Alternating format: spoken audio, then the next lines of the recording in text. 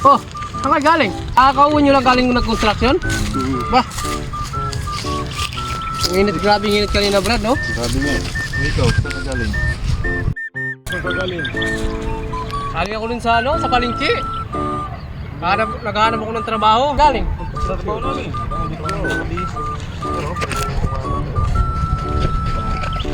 Ang nga pala, Brad, anong... ba yung nag-viral na babae ngayon? Yung pangalan na Kikay, yung OFW, si Kikay na OFW. Nag-viral ngayon yun eh. Alam nyo kung bakit? Ayaw niya sa mga construction boy. Bakit?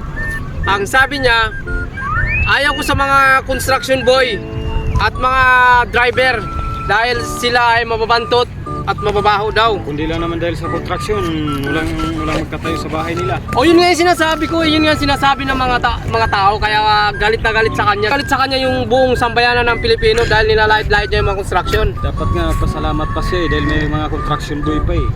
O di ba, kung wala tayong mga construction boy, di ba dapat Di mo mabubuo yung bahay niya. di mabubuo yung bahay niya, di ba? Saka di mabubuo yung mga SM na yan kung walang mga construction boy. Hindi, wala siya napapasyalan sana. Ay, ikaw Sparkle, ano sana pangarap mo? Yun. Gusto kong maging kapwa para ayahay. Tinatanong ka ng maayos eh. Ano ba talaga? Hindi, ang gusto ko maging pulis. So Maging pulis? Nako, alam mo kung naging pulis ka? Halimbawa yung babae na yun, niligawan mo, si Kikay, baka binaril ka na sa ulo nun. naman. May sayad sa utak yun eh. May sayad sa utak yun. Maluwag pa tornilyo sa utak. Gusto mo parilin ka sa noo? Ayoko. Ikaw, Bornok, ano bang maging pangarap mo sa buhay nung bata ka pa? Driver sana, kaso bumagsak sa construction ngayon. Maging driver ka sana? Oo. Nako, di ba isa yan yung sa ayaw na pinakababae na yun, yung driver dahil mababantot daw, di daw marunong maligo, tapos maasim, tapos nangarap ka pa maging driver. Grabe naman yung babae na yun. Grabe nga yung bahay na yun. Ano ba kung naging driver ka? Siyempre, magbibiyahe ka sa malayo. Iba na yung magdadrive ng asawa mo doon sa babae na yun. Diba? Kaya maging construction worker ka. Bagay, nung construction worker, ayaw niya rin eh. Ayaw rin niya eh. Wala tayong pupuntahan. Wala tayo pupuntahan talaga. Alam mo, Bornok, Sparkle, noong kabataan ko, gusto ko talaga maging seaman. Maging seaman talaga ang gusto ko noon. Ha?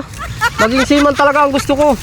Dahil gusto ko marating ang suluk-sulukan ng buong mundo. Para mararating ko kung makarating ako ng Switzerland, Singapore, Indonesia, Amerika, Lebanon.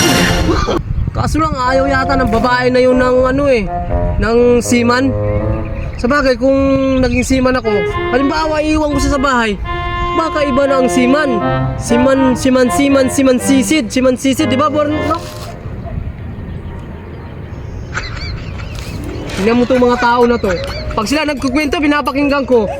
Ako na nagkukwento, nandun na sila sa malayo. Oh!